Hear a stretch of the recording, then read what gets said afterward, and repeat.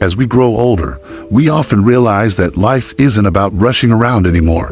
It's about protecting our peace and surrounding ourselves with people who truly respect and value us. The truth is, not everyone deserves a seat at your table in your golden years, not even some family members. So today, let's talk about 7 types of people you must avoid in old age if you want to keep your heart light and your mind at ease. Number 1, be ungrateful. Nothing cuts deeper than pouring your love and time into someone who acts like it's never enough, or worse, acts like you owe it to them. Maybe you spend all day cooking a special meal for your grown kids, hoping they'll appreciate your effort. But instead of thank you, they complain about how it wasn't as good as they remembered. Or maybe you help a friend run errands they could handle themselves, and they don't even bother to say thanks, as if your time is worthless. That cold silence can make you question why you try so hard at all. But here's what you need to remember. Their ingratitude does not define you. Just because they can't see the love behind what you do doesn't mean it's not there. You have every right to pull back.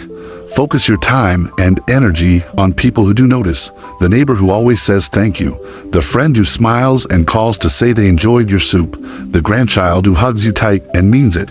Being kind doesn't mean letting people walk all over you. Save your kindness for those who cherish it. Number 2, be irresponsible. We all know someone like this. They keep making the same poor choices over and over and expect you to fix it every time. Maybe it's that adult child who blows through their money and then calls you almost crying, asking for just one more loan to pay the bills.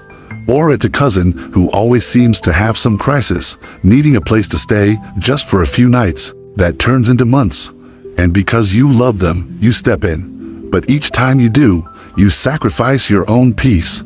The hard truth is, helping someone who refuses to take responsibility for their life only keeps them stuck. You deserve to enjoy your retirement without carrying the burden of grown people's poor decisions. It's not cruel to say, "I'm sorry, but I can't help you this time." Sometimes the most loving thing you can do is let people face the consequences of their actions. It frees you and gives them a chance to grow up. Number 3, the manipulator.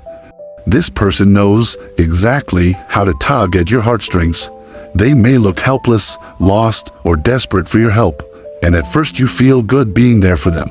But soon enough, you realize they're taking advantage of your good nature. Think of a relative who always calls with a sob story, needing you to run errands, lend money, or settle their problems. And they do it again and again. The manipulator's favorite trick is guilt. They'll say, "If you love me, you'd do this for me." Or, "You're the only one I can count on." Before you know it, you're exhausted, resentful, and afraid to say no. But you must. One small word, no, can protect you from a lifetime of emotional exhaustion. You don't have to be rude, just firm. "I'm sorry, I can't do that today."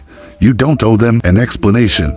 Remember, your kindness is not a resource for others to misuse. Number 4, the self-absorbed or the narcissist. In your later years, you have stories to share, lessons to teach, and memories that deserve an audience that listens. But the narcissist only wants to talk about themselves. Picture this. You're sitting with a family member. You start telling them about something that happened to you years ago. Maybe how you overcame a hardship or something that makes you smile every time you think of it. But before you can finish, they cut you off to tell you a bigger, better version about themselves. It happens every time. These people are so wrapped up in their own world that they can't make space for yours. Over time, you feel invisible, like your life doesn't matter. But you have every right to steer that conversation back. Say, "Wait, I'd like to finish what I was saying." And if they don't respect that, you know you're not the problem. You've lived too long to let someone make you feel small. Spend your precious time with people who lean in when you speak, the friend who asks, "And then what happened?" or the neighbor who remembers your stories and asks for more. Your voice matters. Don't let a narcissist drown it out. Number 5, the critic. You know the one. They always have something to say about what you're doing wrong. Your clothes, not right. Your hobbies, a waste of time. How you spend your money. They know better. They might say, "I'm just being honest," or "I'm only trying to help." But what they're really doing is feeding their own insecurities by poking holes in your joy. It can be a sibling who says you're wasting your retirement fund on silly trips, or a friend who comments on your weight every time you meet. After decades of working hard and caring for everyone else, you deserve to live free of constant judgment. Next time the critic starts up, pause and ask yourself, does this person really care about me, or do they just enjoy feeling superior? If it's the latter, let their words slide right off you. You can even say calmly, "I appreciate your concern, but I'm happy with how I'm living my life." Then move the conversation along. Critics only have power if you let their words get under your skin. You are not their opinion. You are so much more. Number 6, the chronic complainer. It's the person who grumbles about everything under the sun. The weather's too hot, the food's never right, the government's always wrong, the world's going downhill, and they want you to sit there and listen to it all. 10 minutes with them and you feel your mood sink. An hour with them and you start seeing the world in gray too. Here's the thing, we all need to vent sometimes, that's human. But the chronic complainer never stops. They have no interest in solutions, only in sharing their misery. If you spend too much time with them, you'll find yourself carrying their darkness home with you. So limit how much you absorb.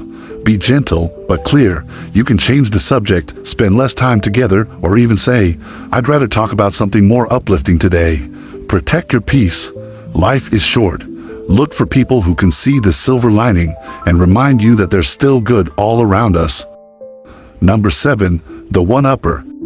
This one might sound funny at first, but it wears you down over time. The one-upper has an odd habit. No matter what you say, they have to top it. You say, "I wasn't feeling well last week." They say, "That's nothing. I've been sicker than you ever were." You share that you went on a nice little trip. They interrupt with tales of bigger, better vacations. You show them a photo of your grandchild's school award, and they whip out a picture of their grandkid's trophy collection. It might seem harmless, but the one-upper chips away at your joy, making you feel like your moments don't matter. You deserve people who can celebrate your joys, not compete with them. If you see this pattern, remember you're allowed to say, "I'd like to talk about my experience right now." Or simply spend less time with them and more time with friends who clap for your wins, big or small. So here's the heart of it all. Your golden years should be just that, golden. You've earned the right to protect your peace and choose who gets to share it with you. The ungrateful, the irresponsible, the manipulator, the self-absorbed, the critic, the chronic complainer, and the one-upper.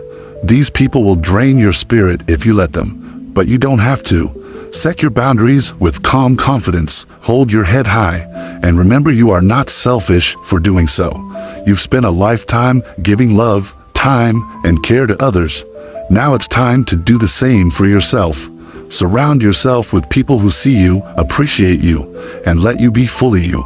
Because your peace is precious, and you deserve to keep it safe.